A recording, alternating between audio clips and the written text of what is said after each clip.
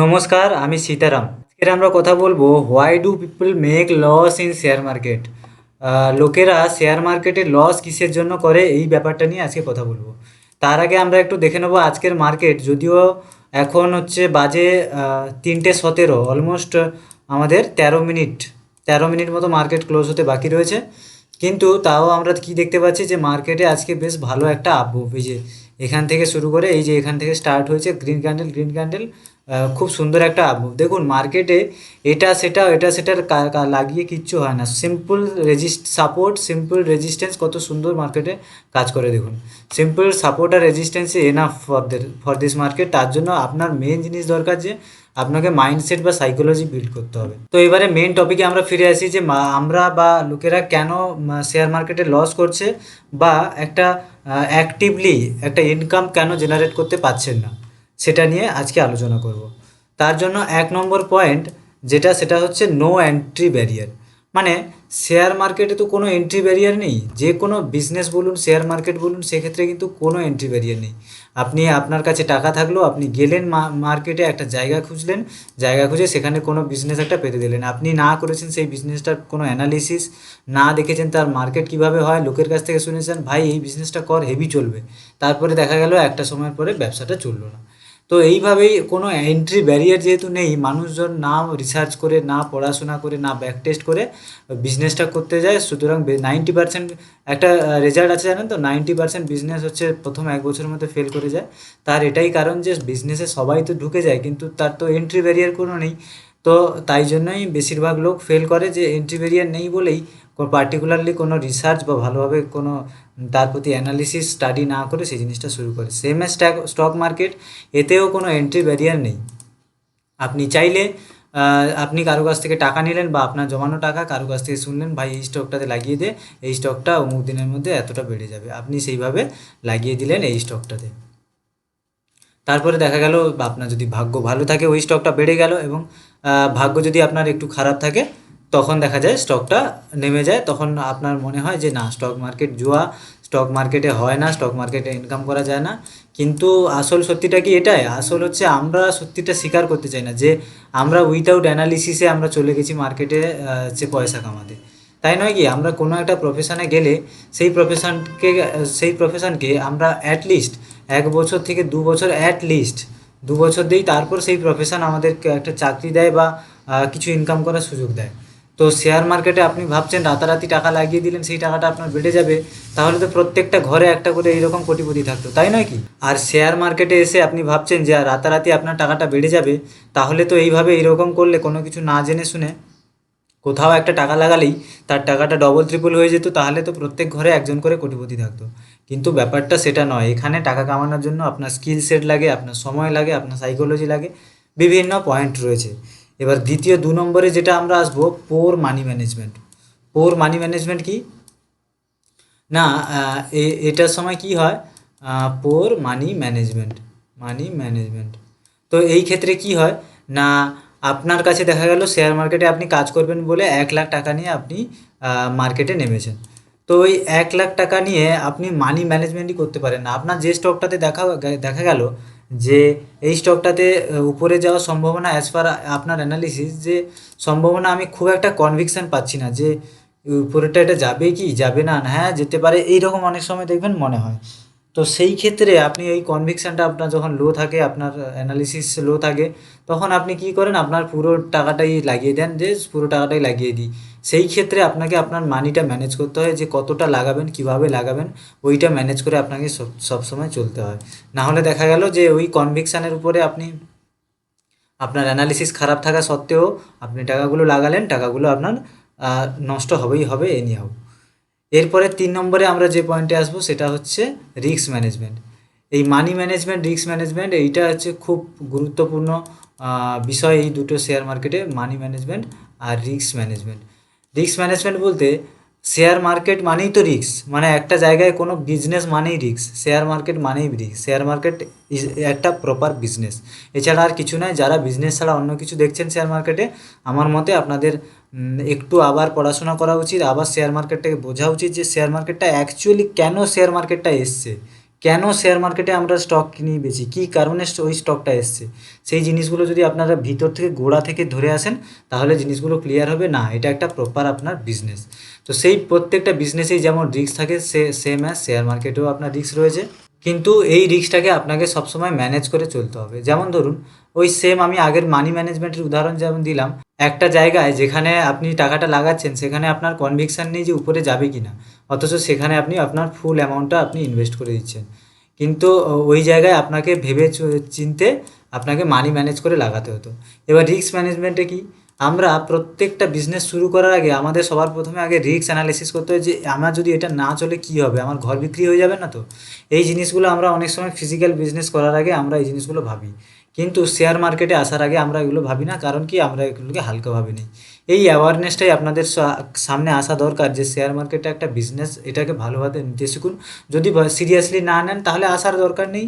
এই দুনিয়াতে এখন এটা হচ্ছে ইনফরমেশান এরা, এই এরাতে 1,001 কোটি রকম রাস্তা আছে টাকা ইনকাম করার। সুতরাং অন্য কোনো দিকে যান, শেয়ার মার্কেটে আসার দরকার নেই। যেহেতু আপনি এই বিজনেসটাকে বিজনেস মতো না ভেবে যদি ভাবেন যে টাকা লাগাবো ডবল হয়ে যাবে, টাকা লাগালে বেড়ে যায়, এইরকমভাবে এটা চলে না। এবারে আপনাকে রিস্ক ম্যানেজমেন্টটা কীভাবে করতে হবে, মানি ম্যানেজমেন্ট তো করে নিলেন আপনি, ঠিক আছে, কিন্তু প্রত্যেকটা ট্রেড নেওয়ার আগে, প্রত্যেকটা শেয়ার কেনার আগে আপনাকে রিস্ক দেখতে হবে যে এই শেয়ারটা কতটা নিচে গেলে তারপর সেলার আসতে হবে। একটা জায়গায় আপনাকে শেয়ারটা ছাড়তেই হবে, নাহলে পেটিএমের অবস্থা দেখেছেন তো, ইয়েস ব্যাঙ্কের অবস্থা আপনারা নিশ্চয়ই শুনেছেন যে ইয়েস ব্যাঙ্কের মতো একটা ভারী ব্যাঙ্ক কী করে তলিয়ে গেল। পেটিএমের অবস্থাটা দেখেছেন, একটা জায়গায় গিয়ে আপনাকে আলটিমেটলি ছাড়তেই হবে। তো এই রিস্কগুলো আপনাকে ম্যানেজ করতে হবে। যদি আপনি ভেবে রাখেন যে ধরে রাখবো হয়ে যাবে, this is your wrong approach towards market. সুতরাং এই জিনিসগুলো আপনাকে রেকটিফাই করতে হবে মার্কেটে টিকে থাকার জন্য। এবারে 4 নম্বরে হচ্ছে ফোমো। 4 নম্বরে হচ্ছে ফোমো। ফোমো কি? ফোমোর ফুল ফর্ম হচ্ছে fear of missing out. Fear of missing out বলতে কোনো কিছুর যে মিস করে যাচ্ছি তার ভয়, আরে বাবা এটা মিস করে গেলাম রে। যেমন ধরুন আজকের মার্কেটে যদি আমি একটু উদাহরণ দিই, আজকে ধরুন মার্কেট এইখানে খুলেছে, তাই তো, এইখানে খুলেছে মার্কেট, এখানে এতটা এইখানে অ্যানালিসিস অনুযায়ী আপনাকে এইখানে যে বুলিশনেস দেখাচ্ছে এইখানে ট্রেডটা নিতে হতো, এইখান পর্যন্ত আপনাকে টার্গেট রাখতে হতো। কিন্তু যাই হোক, কোনো কারণবশত আপনি হয়তো সিস্টেমে ছিলেন না, বা এইখানে আপনার কনভিকশনটা আসছিল না ট্রেড নেওয়ার যে নিলে কি যাবে আদৌ, যাই হোক নিলেন না, কিন্তু আপনি দেখলেন যে এতটা চলে এসছে, হাই রে, তাহলে তো মনে হয় চলে যাবে। কিন্তু এখানে গিয়ে আপনি কী করলেন, ট্রেডটা ব্রাঞ্চ করলেন। সে জায়গায় কী হলো, এই যে এইখানে আপনি ট্রেডটা নিলে আপনার রিস্কটা এইটুকু আপনার রিস্ক থাকতো, কিন্তু এইখানে ট্রেডটা নিয়েছেন, এই এত বড় আপনার রিস্ক থাকছে, এই এতটা আপনার রিস্ক। প্লাস বলা তো যায় না, মার্কেট এখান থেকে চলে গেছে ঠিক আছে, কিন্তু মার্কেট তো ঘুরে আসতে পারে, মার্কেট তো এইরকম সারা জীবন চলবে না, মার্কেট তার মতো চলবে, আপনাকে ট্র্যাপ করার চেষ্টা করবে।